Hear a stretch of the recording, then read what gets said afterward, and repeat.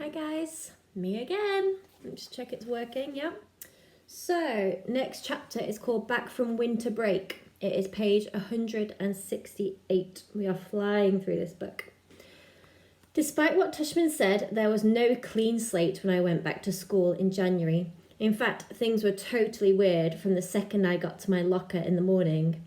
I'm next to Amos, who's always been a pretty straight up kid. And I was like, yo, what's up? And he basically just nodded a half hello and closed his locker and left. And I was like, okay, that was bizarre. And then I said, hey, what's up? To Henry, who didn't even bother half smiling but just looked away. Okay, so something's up. This by 2 people in less than 5 minutes. Not cool. Not that anyone's counting. I thought I'd try one more time with Tristan and boom, same thing. He actually looked nervous, like he was afraid to talk to me or something.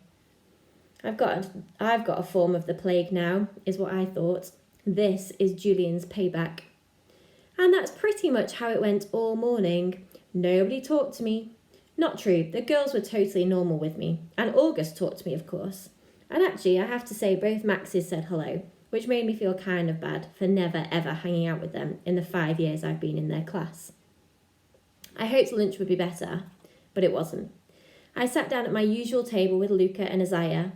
I guess I thought, since they weren't in the super popular group, but they were kind of middle of the road jock kids, that I'd be safe with them. But they barely nodded when I said hello. Then when our table was called, they got their lunches and never came back. I saw them find a table way over at the other end of the cafeteria. They weren't at Julian's table, but they were near him, like on the fringe of popularity. So anyway, I've been ditched. I knew table switching was something that happened in the 5th grade, but I never thought it would happen to me. It felt really awful being at the table by myself. I felt like everyone was watching me. It also made me feel like I had no friends, so I decided to skip lunch and go and read in the library. Next chapter, the war. It was Charlotte who had the inside scoop on why everyone was dissing me. I found a note inside my locker at the end of the day. Meet me in room 301 right after school. Come by yourself, Charlotte. She was already inside the room when I walked in. What's up? I said. Hey, she said. She went over to the door, looked left and right, and then closed the door and locked it from the inside. Then she turned to face me and started biting her nail as she talked. Look, I feel bad about what's going on, and I just wanted to tell you what I know. Promise you won't tell anyone I talk to you. Promise. So Julian had this huge holiday party over winter break, she said. I mean, huge. My sister's friend had her sweet 16 at the same place last year. There were like 200 people there, so I mean, it was a huge place. Yeah, and well, pretty much everybody in the whole grade was there. Not everybody, I joked. Right, not everybody, duh.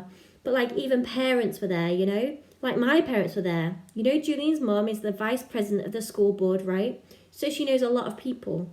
Anyway, so basically what happened was at the party, Julian went round telling everyone that you punched him because you had emotional problems. What? Yeah, and that you would have gotten expelled, but his parents begged the school not to expel you. What? And that none of it would have happened in the first place if Tushman hadn't forced you to be friends with Augie. He said his mum thinks that you, quote unquote, snapped under the pressure. I couldn't believe what I was hearing. No one bought into that, right? I said. She shrugged. That's not even the point. The point is, he's really popular. And you know, my mum heard that his mum is actually pushing the school to review Augie's application to Beecher. Can she do that? It's about Beecher not being an inclusion school. That's the type of school that mixes normal kids with kids with special needs. That's just stupid. August doesn't have special needs. Yeah, but she's saying that if the school is changing the way they usually do things in some ways, but they're not changing anything. Yeah, they did. Didn't you notice they changed the theme of the New Year Arts show? In the past years, 5th graders painted self-portraits, but this year they made us do those ridiculous self-portraits as animals, remember? So, big deal. I know, I'm not saying I agree, but I'm just saying that's what she's saying. I know, this is so messed up.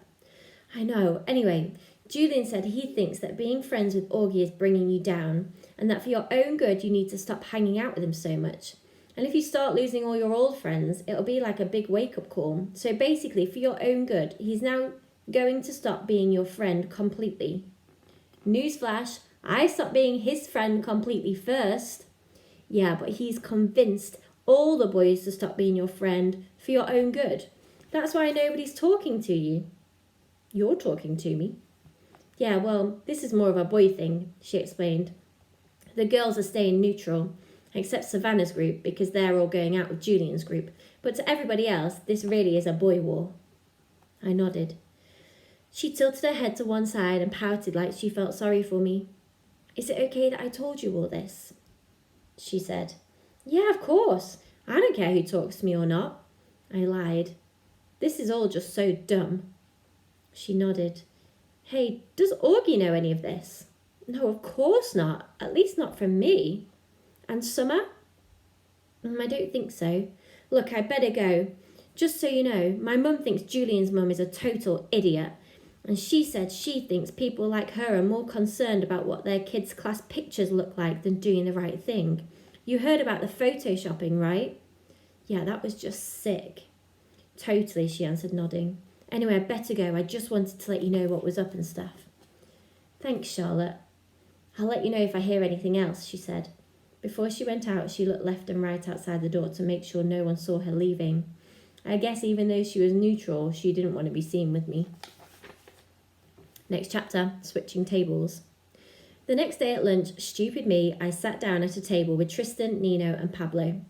I thought maybe they were safe because they weren't really considered popular, but they weren't out there playing Dungeons and Dragons at recess either. They were sort of in between us. And at first, I thought I'd scored because they were basically too nice to not acknowledge my presence when I walked over to the table. They all said hey, though I could tell they looked at each other. But then the same thing happened that happened yesterday. Our lunch table was called, they got their food, and then they headed to a new table on the other side of the cafeteria.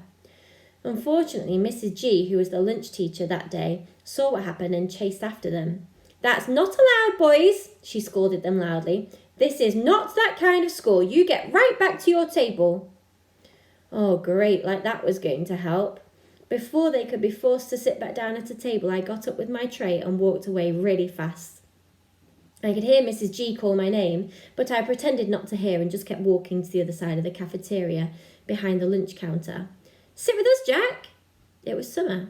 She and August were sitting at their table, and they were both waving me over. Next chapter. Why I didn't sit with August on the first day of school. Okay, so I'm a total hypocrite. I know. That very first day of school, I remember seeing August in the cafeteria. Everybody was looking at him, talking about him. Back then, no one was used to his face, or even knew that he was coming to Beecher. So it was a total shocker for a lot of people to see him there on the first day of school. Most kids were afraid to even go near him. So when I saw him going into the cafeteria ahead of me, I knew he'd have no one to sit with, but I just couldn't bring myself to sit with him. I'd been hanging out with him all morning because we'd had so many classes together, and I guess I was just kind of wanting a little normal time to chill with the other kids. So when I saw him move to a table on the other side of the lunch counter, I purposely found a table as far away from there as I could find. I sat down with Isaiah and Luca, even though I'd never met them before. We talked about baseball the whole time, and I played basketball with them at recess. They became my lunch table from then on. I heard Summer had sat down with August, which surprised me, because I knew for a fact she wasn't one of the kids that Tushman had talked about being friends with Augie. So I knew she was doing it just to be nice, and that was pretty brave, I thought. So now here I was sitting with Summer and August, and they were being totally nice, as always. I filled them in about everything Charlotte had told me, except for the whole big part about me having snapped under the pressure of being August's friend, or the part about Julian's mum saying that Augie had special needs, or the part about the school board. I guess all I really told them about was how Julian had had a holiday party and managed to turn the whole grade against me. It just feels so weird, I said, to not have people talking to you, pretending you don't even exist. Augie started smiling. You think, he said sarcastically. Welcome to my world. Time for one more. Next chapter's called Sides. So here are the official sides, said Summer at lunch the next day. She pulled out a folded piece of loose leaf paper and opened it. It had 3 columns of names. Jack's side, Julian's side, neutrals. Jack's side. Jack, August, Reed, Max G, Max W. Julian's side.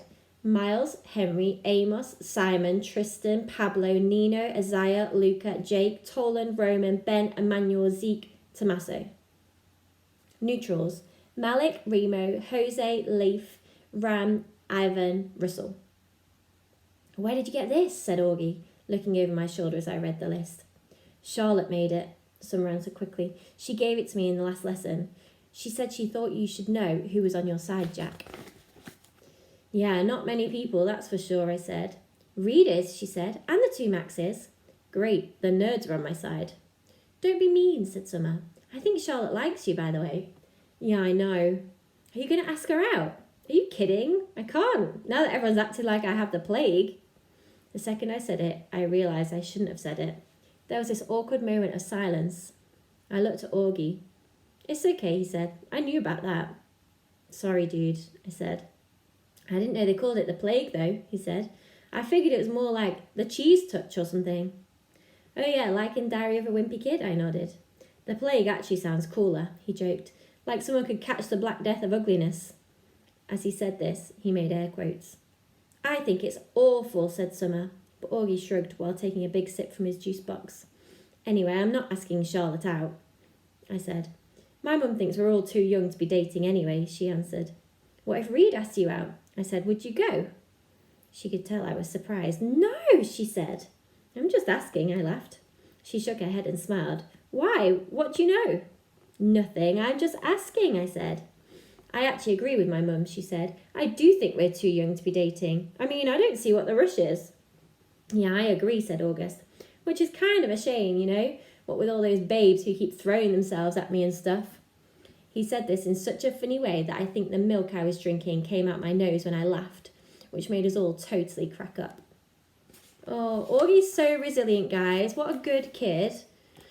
Oh, we are so lucky that we all have our lovely faces. I miss all your lovely faces. I'll see you tomorrow.